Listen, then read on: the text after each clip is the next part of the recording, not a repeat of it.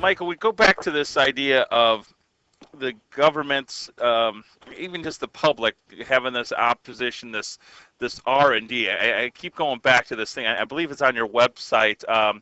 What is that? What is the Constitution? Your website about the Constitution class? What is that?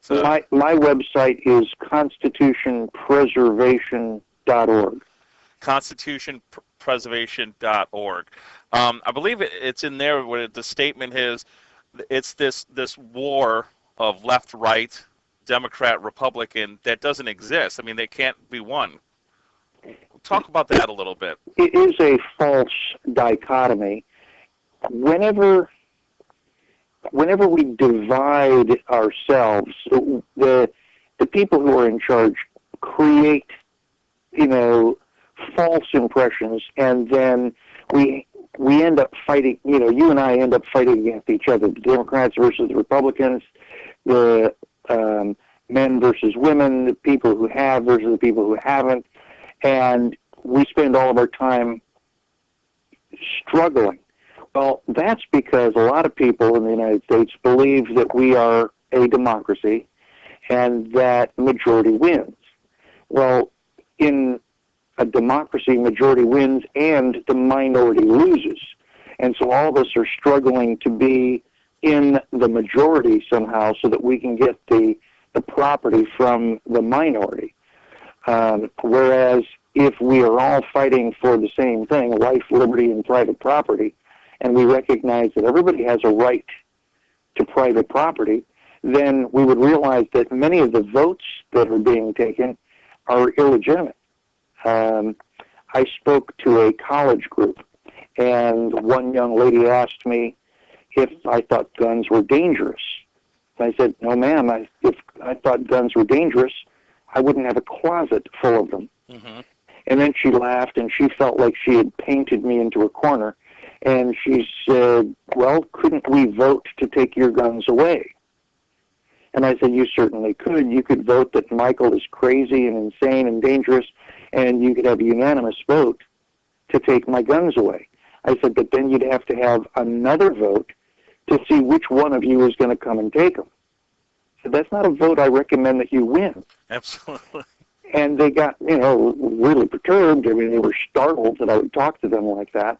And I explained that my rights are not predicated on a vote. I mean, I have a freedom of speech whether you like what I'm saying or not. And I have a right to life. I have a right to defend my life. And I have a right to use a gun to defend my life if I feel that's the most efficient way to do so. And you may not like the fact that I carry a gun. It may make you nervous, but it's a personal problem. You'll get over it. We're talking once again to Michael Badnarik. You can go to constitutionpreservation.org, learn a lot more about Michael. And Mike, before I get let you go here, I do have to ask you this idea of last April, every April 15th, the federal government takes their money. They have that Freedom Day. I remember doing that. That's basically says how long you work to do the government. What is that view of your viewpoint on those taxes? Well, I'd like to point out that between 1776, when we signed the Declaration, and 1913, when the IRS was invented, there were no income taxes. There was no IRS, and the United States government had more money than it knew what to do with.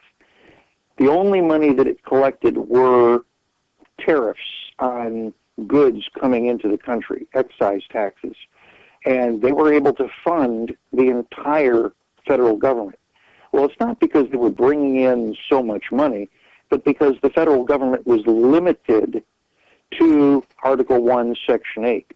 If we were to eliminate all of the agencies of the federal government which are not authorized by the Constitution, the federal government would be very, very small, and we could just pass the hat and take up a collection to pay for it.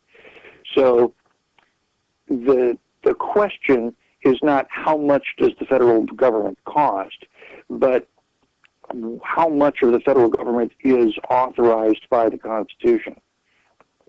We are, Michael, once again, you also wrote a book, Good to be King.